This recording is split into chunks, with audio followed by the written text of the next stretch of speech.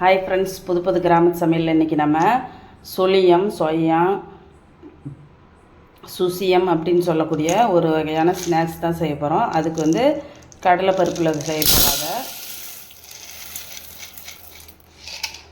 அதுக்கு நம்ம 1/2 கிலோ கடலைப்பருப்பு எடுத்துருக்குறோம்.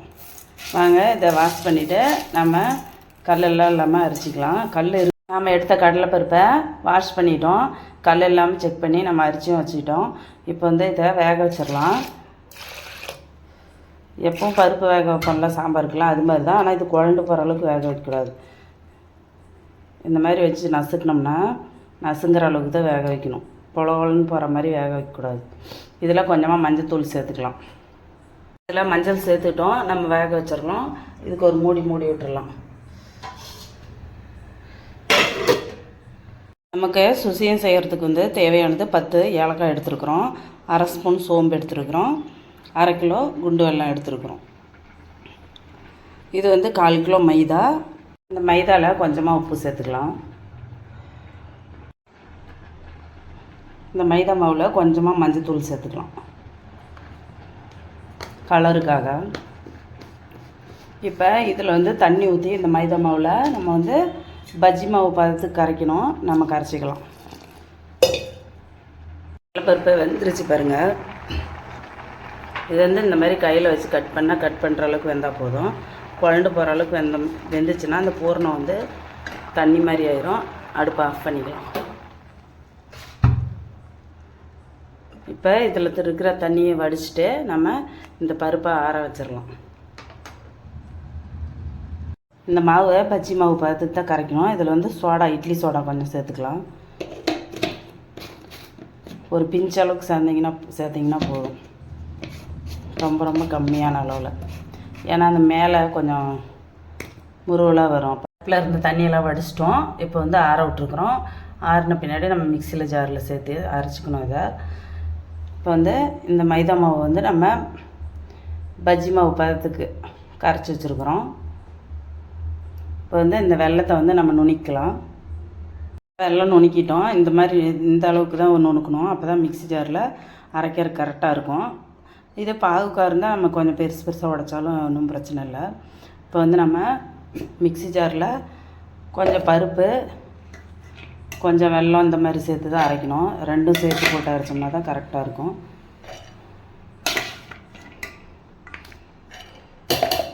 பாருங்கள், இந்த அளவுக்கு பருப்பு சேர்த்துருக்குறோம். அதேமாதிரி வெல்லம் ரெண்டையும் சேர்த்து போட்டு அரைச்சிக்கலாம்.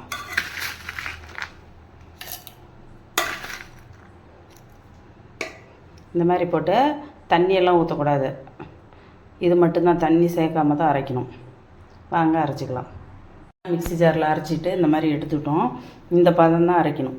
அப்போ தான் கரெக்டாக இருக்கும். தண்ணி மாதிரி இல்லாமல் கரெக்டாக இந்த மாதிரி உருண்டை பிடிச்சா உருண்டை வர அளவுக்கு இருந்துச்சுன்னா தான் நமக்கு அந்த சுளியம் அந்த மாவில் நினச்சி நம்ம போடுறதுக்கு கரெக்டாக இருக்கும். வாங்க இதே மாதிரி எல்லாம் அரைச்சிட்டு வந்துடலாம். இனிமேல் அரைக்கும்போது இந்த ஏலக்காய், சோம்பு இதையும் சேர்த்து போட்டு அரைச்சிக்கணும். நம்ம இந்த பருப்பு, ஏலக்காய், சோம்பு இதெல்லாம் சேர்த்து அரைச்சிட்டோம். வெல்லம் எல்லாமே. இதுக்கு பேர் வந்து பூரணம்னு சொல்லுவாங்க.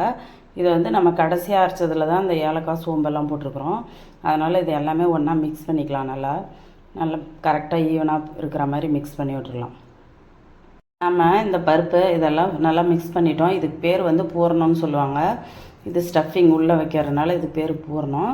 இப்போ வந்து நம்ம எந்த அளவுக்கு நம்மளுக்கு சுயம் வந்து எந்த சைஸில் வேணுமோ அந்த அளவுக்கு பிடிச்சிக்கலாம். உருண்டை நம்ம இந்த அளவுக்கு பிடிச்சிக்கலாம். எல்லாமே இதேமாரி பிடிச்சி வச்சுக்கலாம். அப்போ தான் நம்ம எடுத்து போடுறதுக்கு வசதியாக இருக்கும்.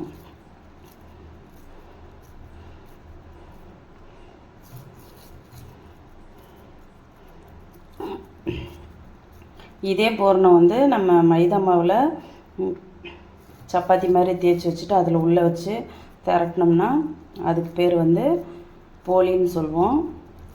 எல்லாமே இது தான். ஆனால் அதில் தேங்காய் சேர்ப்பாங்க. தேங்காய் சேர்த்தோம்னா ஒரு 2 நாளைக்கு வச்சு சாப்பிட முடியாது. ஒரு நாளையிலேயே சாப்பிட்ணும். தேங்காய் வச்சோம்னா உள்ளே சீக்கிரமாக கெட்டு போயிடும். அதனால் நம்ம தேங்காய் சேர்க்கலை. ஆனால் இந்த சோம்பு, ஏலக்காய் சேர்த்தோம்னாவே ரொம்ப வாசமாக நல்லாயிருக்கும். இந்த பூரணம் கொலன்னு மட்டும் வைக்கக்கூடாது. இந்த மாதிரி பிடிச்சா உருண்டை கரெக்டாக வர மாதிரி இருக்கணும்.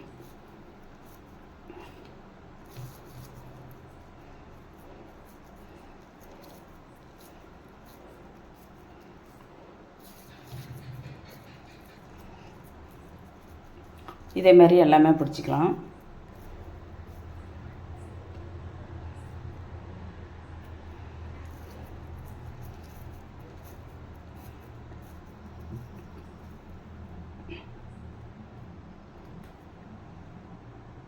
பிடிச்சிட்டோம். இன்னும் கொஞ்சம் பூர்ணம் இருக்குது. இது போட்ட பின்னாடி நம்ம அதை பிடிச்சிக்கலாம்.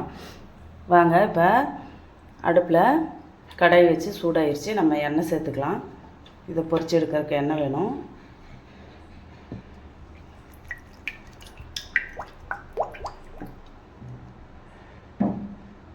கால் லிட்டர் அளவுக்கு ஊற்றிருக்குறோம். எண்ணெய் காஞ்சிருச்சான்னு செக் பண்ணிக்கலாம்.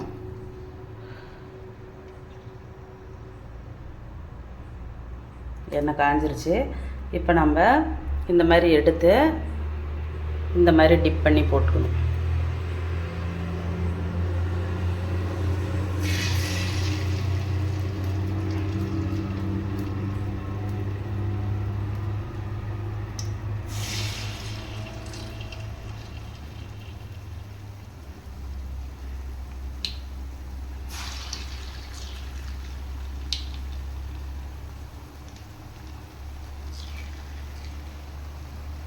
இது மாதிரி நம்மளால் எத்தனை அதில் பிடிக்குதோ அந்த அளவுக்கு மட்டும் போட்டுக்கலாம். ஒரு 5 பிடிக்கும், 5 மட்டும் போட்டுக்கலாம்.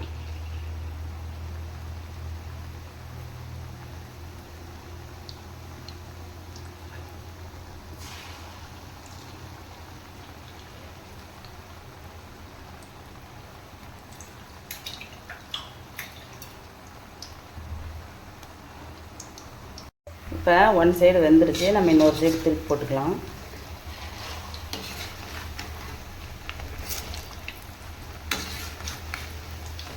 இது செக்குனங்கிறதுனால இந்த மாதிரி தான் பொங்கும்.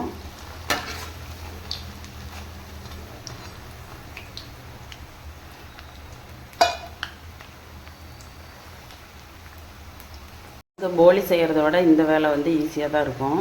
ஏன்னா நம்ம இந்த பூர்ணம் ரெடி பண்ணிட்டோம்னா அந்த மாவு கலக்கி நம்ம பஜ்ஜி மாதிரியே இதை வந்து டிப் பண்ணி போட்டுடலாம். அதனால் கொஞ்சம் ஈஸியாக இருக்கும். எனக்கு இது ஈஸியாக இருக்கும். அதனால் இந்த மாதிரி அடிக்கடி நான் செஞ்சுப்பேன்.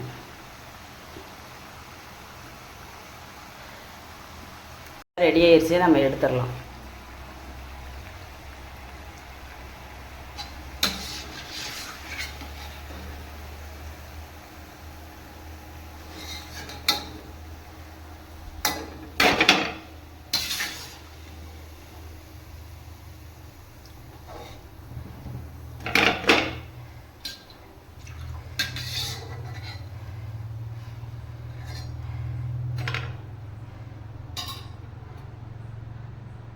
திரும்பவும் இதே மாதிரி போட்டுக்கலாம்.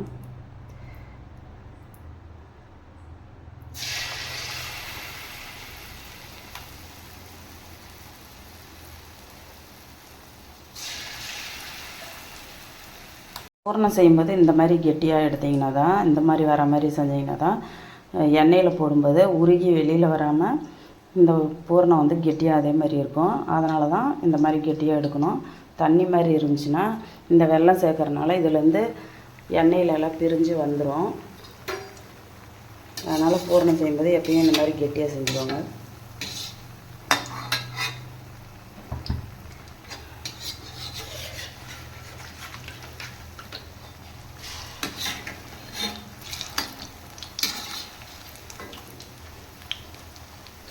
திருப்பி போட்டுக்கலாம். எண்ணெயை அதிகமாக சேர்த்துக்கலாம் மிதங்குற அளவுக்கு. ஆனால் நம்ம வீட்டுக்கு தான் செய்ய போகிறோம்.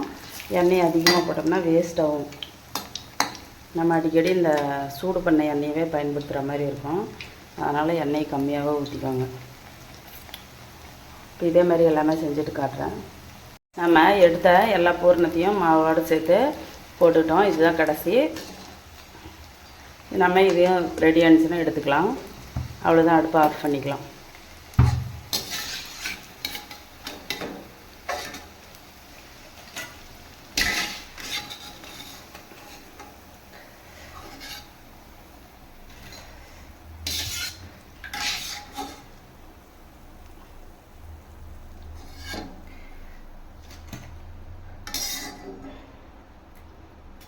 பாருங்கள், நமக்கு இன்னும் எவ்வளோ எண்ணெய் மீதி இருக்குது. அதே வடை சட்டி நிறையா நம்ம எண்ணெய் சேர்த்து போட்டோம்னா எண்ணெய் அதிகமாக வேஸ்ட் ஆகும். அதனால தான் நான் கம்மியாக யூஸ் பண்ணுறேன் எப்பவுமே. ஒவ்வொரு சிலர் வந்து நிறையா போட்டுட்டு அப்படியே நிறையா போட்டு விடுவாங்க. நம்ம வந்து அது தினமும் அதே எண்ணெயை நம்ம குழம்புக்கெல்லாம் யூஸ் பண்ணுற மாதிரி இருக்கும். அதனால தான் எண்ணெய் கம்மியாக ஊற்றிக்கிட்டோம்னா இது வந்து ஒரே டைம் நம்ம குழம்பு தாளித்தோம்னா சரியாக போயிடும். குழந்தைங்களுக்கு நீங்களும் பாரம்பரியமான இந்த ஸ்நாக்ஸ்லாம் செஞ்சு கொடுங்க. அப்போ தான் இதெல்லாம் குழந்தைங்களுக்கு தெரியும். நாம் இப்போல்லாம் பேக்கரி ஐட்டம் தான் அதிகமாக விரும்பி எல்லா குழந்தைங்களுக்குமே அதுதான் தெரியும். இந்த மாதிரி வீட்டிலலாம் யாரும் இப்போ அதிகம் செய்கிறதில்ல. நீங்களும் ஒரு 1/4 கிலோ அளவுக்காவது பருப்பு எடுத்து இந்த மாதிரி செஞ்சு உங்கள் குழந்தைங்களுக்கு இதனோட பேர் இது இப்படி தான் செய்யணும் அப்படியெல்லாம் சொன்னீங்கன்னா தான் அவங்களுக்கும் தெரியும்.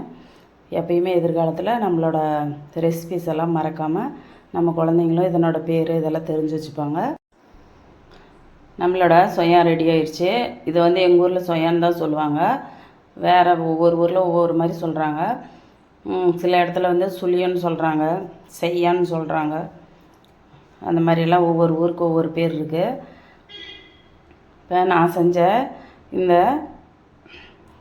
சொயா ரெசிபி உங்களுக்கு பிடிச்சிருந்துச்சுன்னா என்னோடய சேனல் சப்ஸ்கிரைப் பண்ணுங்கள், லைக் பண்ணுங்கள், உங்கள் சொந்தங்களுக்கு ஷேர் பண்ணுங்கள். நன்றி. நாளைக்கு வேறு ஒரு ரெசிபியோடு வரேன்.